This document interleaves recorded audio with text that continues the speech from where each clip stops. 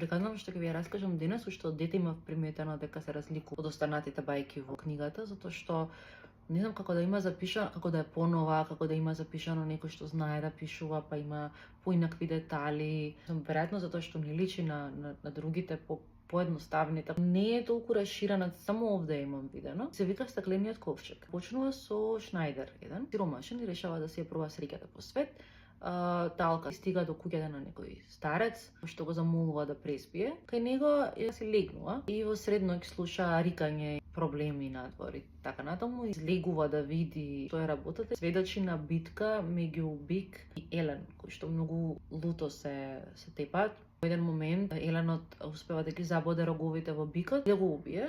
Шнајдеров е стаписан и гледа во тој правец. Еленот го забележува, почнува да трча кон него, го наденува на рогови без да го прободе, него само за да се држи вака. Трча.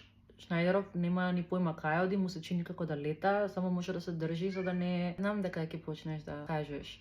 Значи планини, долини, реки, многу трчање, многу далеко одење. И стига до една пештера во Карпи и Еленот влегува внатре, а на човеков му е страв да влезе, му внатре слуша глас што му вика: "Немој да се плашиш, влези." И влегува внатре и сваќа дека влегува во огромна сала, каде што сите ѕидови, таванот и подот се обложени со болскутливи мазени четвртасти камења. Го гледа тоа со восхит и пак го слуша гласот што го има викнато внатре и му вика: "Застани на каменот што е на средина на салата и стои таму, чекај." Ќе застане на каменот, дојди тука.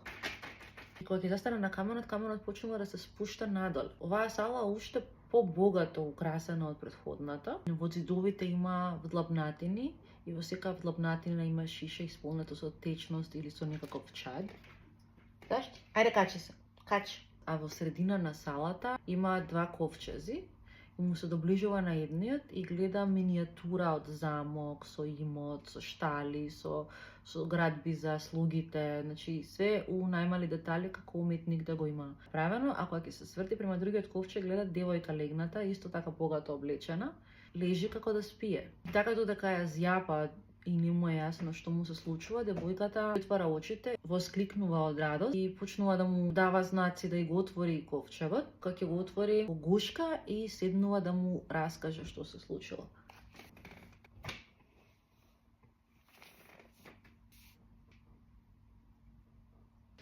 Ај се оди си. И го гушка и седнува да му раскаже што се случило. Дека била ќерка на богат гроф и дека родителите ја умреле кога била многу мала и ја пратиле брати да ја чува, кој што многу ја сакал. Толку многу се сакале и толку имале исти склоности, вика, што решиле он никогаш да не се жени, она никогаш да не се мажи, за секогаш да останат заедно.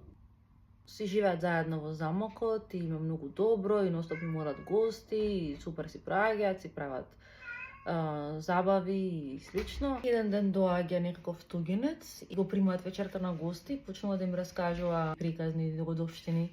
И братот е толку одушевен од тугинецот што го замолува да остане уште неколку дена, па исто така пијат, јадат, ловат. И една вечер кога девојкава сака да си легне, преку две заклучени врати и доаѓа тугинецот и изјавува љубов. Она не сака да чуе затоа што е згрозана од него, зашто во тој момент и го има фатено јазикот и има парализирано само за да може да изјави љубов. Со барето кога ќе стане и кажува дека братиот отишол на лов со тугинецот, она брзо по нив со јавање и не може да ги најде. Успева да го види тугинецот кој што води за јаже Елен и ја објаснува дека тоа е брати, дека сега више никогаш нема да видат бел ден. Вади пиштол, затоа мислам дека е нова приказната, затоа што има пиштол, а пука во него, ама ништо не му може, се онесвестува и кога ќе се освести, гледа дека е во стаклен ковчег, дека до нејзе има ковчег каде што е сместен целиот нејзин имот, а дека во ѕидовите има шишиња каде што е заробен целиот персонал. Сега е спасена и сега може самата си да ги спаси и се симнуваат со движечкиот камен, говарат едниот ковчег и шишињата со течност и чад надвор. Ја отвараат и од таму излегуваат сите слуги, целиот персонал. Замокот полека почнува да се зголемува и пред нив расте со се имоти, со се. И од некаде доаѓа братот кој што е Еленот, кој што успева да го убие бикот во кој што е преправен тугинецот. Тој се завршува среќно, а девојката решава дека сепак ќе се омажи без разлика на договорот со братот. Се мажи за Шнајдерот, што случајно ја спасува.